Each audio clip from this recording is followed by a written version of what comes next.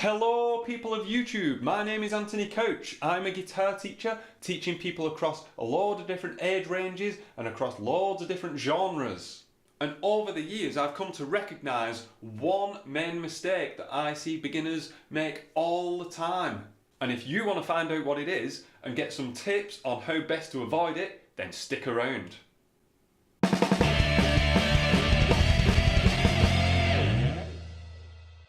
Are you a guitar player? Do you want to get better at playing guitar? Do you want loads of free videos from an experienced guitar teacher? If so, then subscribe to my channel where you will find loads of free videos.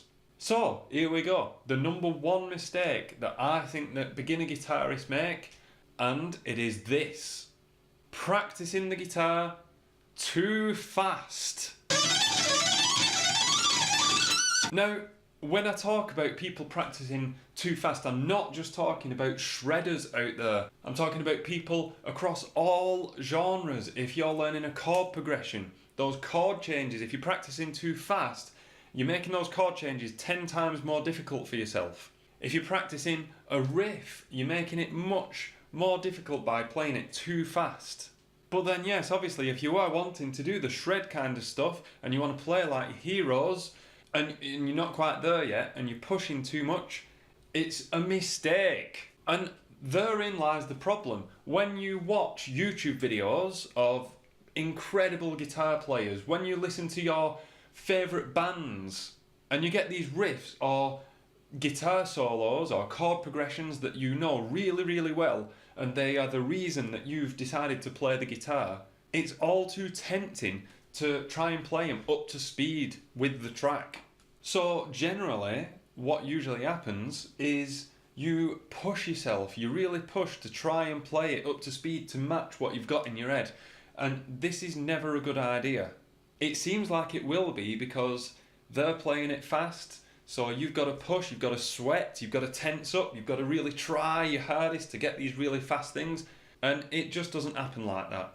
Because in doing so, in trying to recreate your riffs and solos and chords too soon, all that's doing is it's causing your fingers and your hand and your wrist to tense up, and they're not playing in a relaxed way. And there it is, any kind of speed or control on a guitar, you have to be completely relaxed. You also have to be amazing at playing slowly. All speed definitely comes from playing something slowly.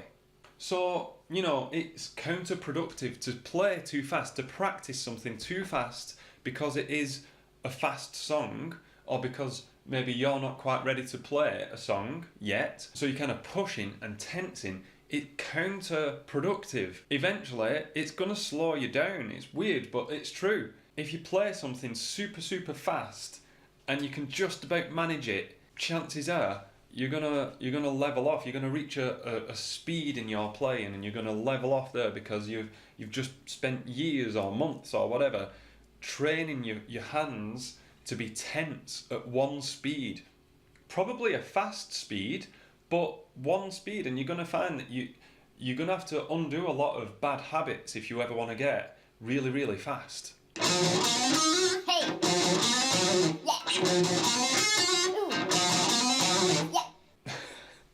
So it really goes without saying, but I'm going to say it anyway, that there is only one solution to this common problem. And yes, obvious as it is, it's just slow down. But there's a little bit more to it than that, because when I say slow down, I don't just mean play things out of time in a slow way.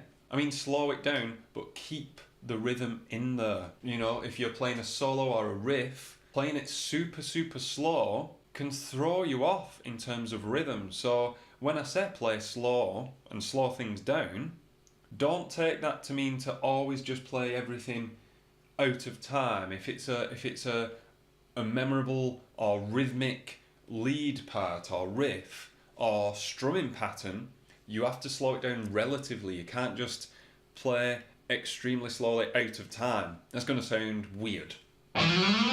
Luckily though, there are a few lessons that you can happen.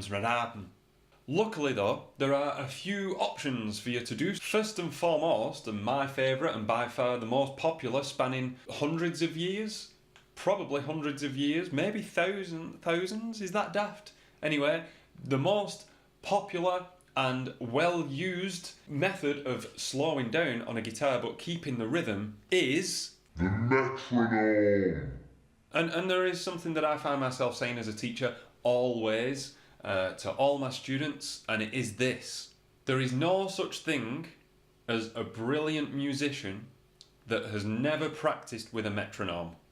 And it's something definitely that I stand by.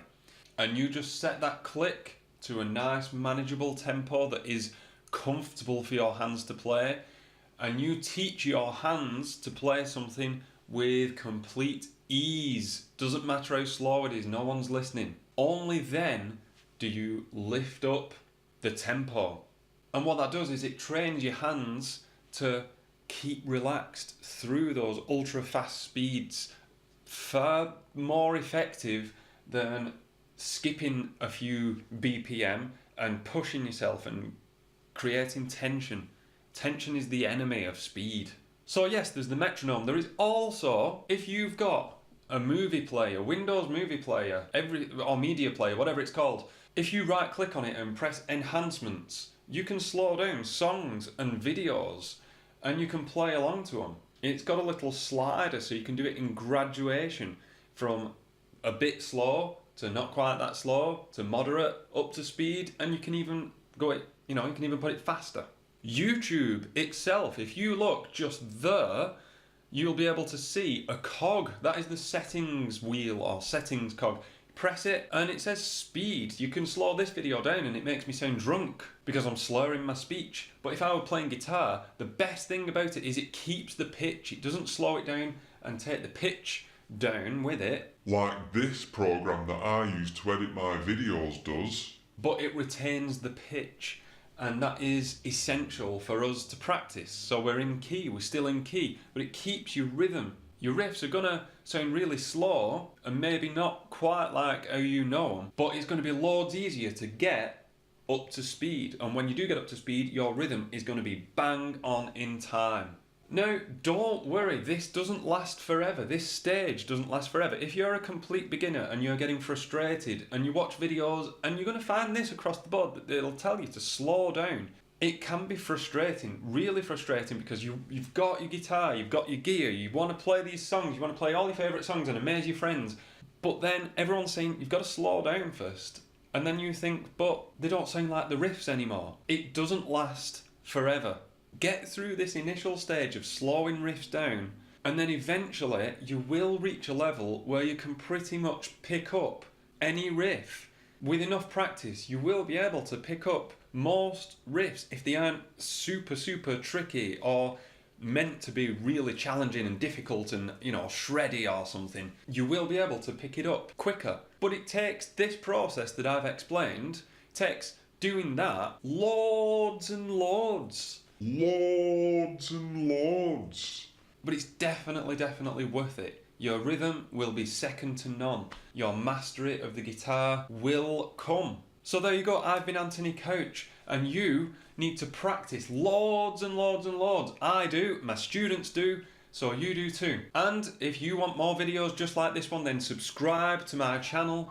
Sorry, just got a text. And you'll find loads of videos like this one aiming to get you to be better on your guitar. Comment if you've got any questions and like the video, and share it too if you would like. Thanks very much. I'll see you in the next video.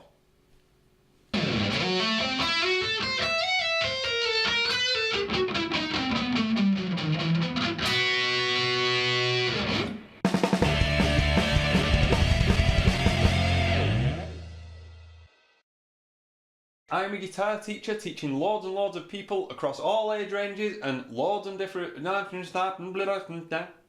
people from all age ranges and across a